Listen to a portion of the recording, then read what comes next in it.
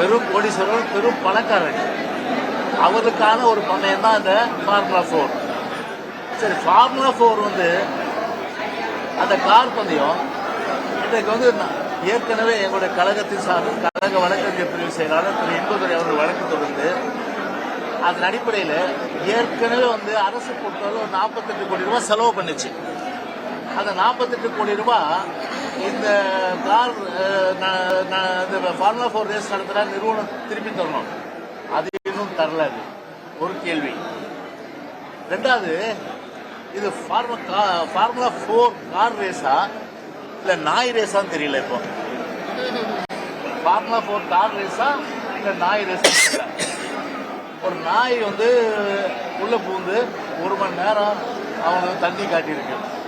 நான் கேட்குறேன், FIA certificate முன்னாடி வாங்கணுமா இல்லையா? ஏன் வந்து எஃப்ஐஏ சர்டிஃபிகேட் முன்னாடி வாங்கல? சரி, அதன் பிறகு ஒரு 5-6 மணி நேரம் கழிச்சு தாமதமாக வாங்கினாங்க. வழக்கமா ப்ரொசீஜர் என்ன? ஒரு போட்டி ஏதாவது வந்து ஒரு போட்டி தேர்வு, அதற்குண்டான அந்த பயிற்சி போட்டி, அந்த பயிற்சி போட்டி வந்து முதல்ல நடத்துவாங்க வழக்கதான். அதன் பிறகு தகுதி சுற்று அது நடத்துவாங்க. தகுதி சுற்றுக்கு மட்டும் 1700 ரூபாயிலிருந்து கிட்டத்தட்ட 17,000 ரூபாய் ஒரு 8,000 10,000 பேர் டிக்கெட் வாங்கியிருக்காங்க. நேற்று அவங்க எல்லாம் வந்து 1,700 ரூபாய் போச்சு, 17,000 ரூபாய் போச்சு. அவங்க குறித்து வந்து எந்த தகவலும் இந்த ஃபார்முலா ரேஸ் நடத்துறவங்க 4 ரேஸ் நடத்துவோம் அது விளையாட்டுத்துறையும் தெளிவுபடுத்தலை. இன்னைக்கு நடக்கணுன்றாங்க. அப்ப இன்னைக்கு நடக்கணும்னா ஏற்கனவே அந்த வசூல் செஞ்சவங்க, அந்த டிக்கெட் வாங்கினவங்க இன்னைக்கு வருவாங்களா? அப்ப இன்னைக்கு வந்து ஃப்ரெஷ்ஷா வாங்குறவங்க அப்போ கெப்பாசிட்டி எப்படி இருக்கும்? அப்போ 10,000 மேல கெப்பாசிட்டி கிடையாது. அது ஒரு கேள்வி. அது அதனால ரெண்டாவது, இந்த ஃபார்முலா 4 கார் மூலமா வசூலாகிற தொகை அது யாருக்கு போகும்? விளையாட்டுத்துறை மெனக்கெட்டு அப்பா வந்து ஊர் எப்படி போனா, நாடு எப்படி போனா, மழை பெஞ்சானா, மழை பெய்யாதுன்னா, சாலை இது செவ்வாய் கிரகம் மாதிரி குண்டு புளியுமா இருந்தான்னா, எதை பத்தி எங்களுக்கு கவலை இல்லை. அவர் எம்ஓஐ என்ற பேர்ல எம்ஓஐ சைன் பண்றன்ற பேர்ல கிட்டத்தட்ட வந்து அமெரிக்கா போயிட்டாரு. அது இடன் அஜெண்டா ஆண்டவனுக்கு தான் வெளிச்சம் என்ன மறைமுக அஜெண்டா இருக்குன்றது. அதே போல அண்ணாமலையும் லண்டன் போயிருக்காரு. அதனால அங்க என்ன பேச்சுவார்த்தை நடக்குதோ அது 2 பேருக்கும் அது வந்து வெட்ட வெளிச்சம், அது ஆண்டவனுக்கு தான் வெட்ட வெளிச்சம். அதுக்குள்ள நான் போக விரும்பல. நான் கேட்கிறேன், இப்படி நாட்டில் ஒரு மழை பெஞ்சு பருவமழை எதிர்கொள்ள அடிப்படையில் இப்போ வந்து பார்த்தீங்கன்னா செப்டம்பர் அக்டோபர்லேருந்து பருவமழை ஸ்டார்ட் ஆயிடும். ஒரு முன்னெச்சரிக்கை முன்னேற்பாடான நடவடிக்கை இந்த அரசை பொறுத்தவரை முழுமையாக கவனம் செலுத்தி, கார்பரேஷன் பொறுத்தவரை முழுமையாக கவனம் செலுத்தாம முழுக்க ஃபார்முலா 4ல கவனம் செலுத்தி 10,000 போலீஸுங்க, ஒரு மனித விரயம், இது மெத்தமெட்டமை இது அது வந்து இப்போ செங்கல்பட்டு 50 கோடி ரூபாய்க்கு மாட்டி இருக்கு. இப்போ நாட்டில் போதை வசதி சரளமா நடமாட இருக்கு, சட்ட ஒழுங்கு பிரச்சனை இருக்கு. ஒவ்வொரு ஸ்டேஷன்லயும் புகார் வந்து அதிகம். அதை போய் இன்ஸ்பெக்டர் விசாரிச்சு ஒரு சட்ட ஒழுங்கு பராமரிச்சு ஒரு நல்ல ஒரு சூழ்நிலையை ஏற்படுத்தி கொடுக்கின்ற அந்த இதெல்லாம் கிடையாது. இப்போ தேவையில்லாம இதுக்கு பந்தோபஸ்து கிட்டத்தட்ட ஆயிரக்கணக்கான காவலர்கள் அவர்கள் வந்து இன்னைக்கு வந்து பாத்தீங்கன்னா வந்து இன்னைக்கு பாதுகாப்பு கொடுக்கிற பணியில் இருக்காங்க.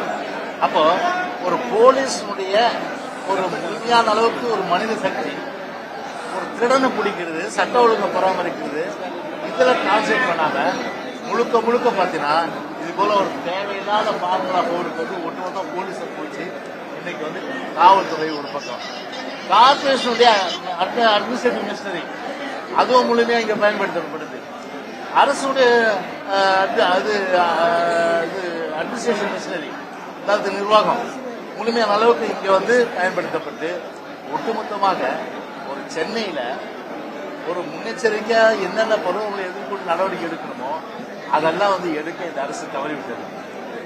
ஒரு பணிச்சுமை காரணமாக தான் ஒரு அன்பு சிவகுமார் குளத்தூர் ஏசி அவர்கள் இன்னைக்கு வந்து ஒரு ஒரு கார்டியாக் மாரடைப்பு ஏற்பட்டு இன்னைக்கு மரணம் அடைஞ்சிருக்காங்கன்னா இன்னைக்கு ரொம்ப வருத்தப்படக்கூடிய ஒரு வேதனைப்படக்கூடிய ஒரு துயரப்படக்கூடிய ஒரு சம்பவம்.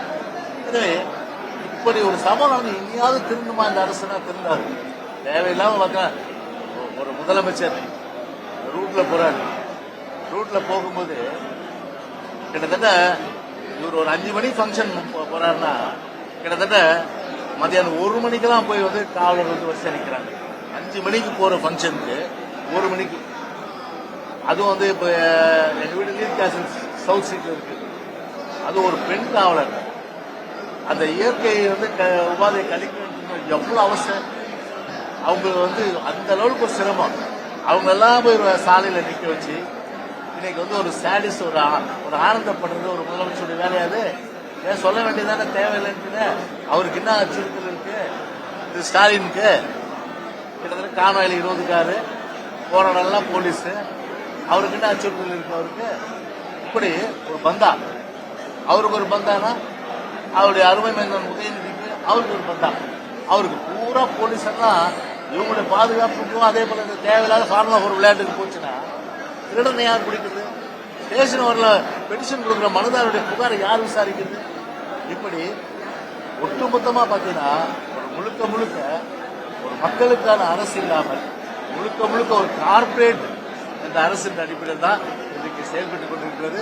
எனவே அந்த அடிப்படையில் வந்து மக்களை பொறுத்தவரை வந்து பெருமளவுக்கு இன்றைக்கு வந்து ஒரு பாதிப்பு தான் இருக்குது.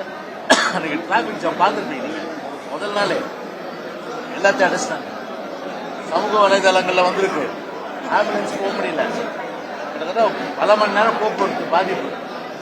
அந்த ஹாஸ்பிட்டல் இருக்கு, இவ்வளோ பெரிய ஸ்பீக்கர் அதை போட்டுட்டு கிளிய, அதாவது வந்து அந்த ஸ்பீக்கரை கிளிய அளவுக்கு கத்து பேஷண்ட் எல்லாம் பிரச்சனை.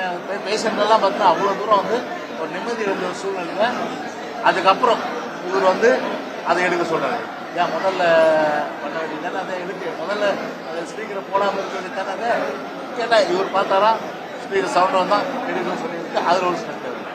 அதனால முழுக்க அதுவும் பார்த்தீங்கன்னா அந்த போடப்பட்ட அந்த சாலைகள் கூட ஒழுங்கா இல்லை. கார்வேஸ் அது சில இடத்துல பேட்ச் ஒர்க்காக போட்டுட்டு இருக்காங்க.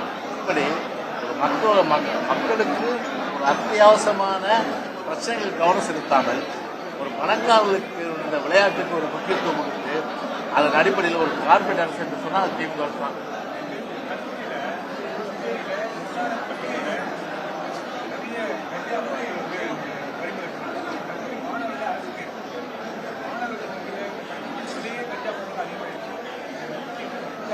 இப்போ ஏங்க அது எப்படி கிடைக்குது? எங்க சோர்ஸ் என்ன? அந்த சோர்ஸை வந்து நீங்க வந்து கட்டுப்படுத்தி அந்த பாதையை நீங்க அடைச்சிட்டீங்கன்னா மாணவர்களுக்கு கிடைக்க வேண்டிய அவசியம் இல்லைல்ல. நீங்க எங்க வந்து சாதிக்கு போல எவ்வளோ பெருமொழிகள் இன்னும் நாட்டில் இருக்கிறாங்க. இன்னும் சாதிக்க பிடிச்சிட்டீங்க நீங்க. அவர் வந்து இப்போ என்ஐபி கண்ட்ரோல்ல இருக்காரு. ஆனா அவரை போல இன்னும் எத்தனை பேர் இருக்காங்க தமிழ்நாட்டில்? அவனெல்லாம் பிடிச்சி போட வேண்டியதானே? நீங்க சும்மா குப்பை சுப்பை அவனை மட்டும் பிடிச்சி நீங்க கணக்கு காட்டுறீங்க. நீங்க சாதிக்க போல the man, the culprits, the anti-social element, ஒரு ஆன்டி நேஷனல்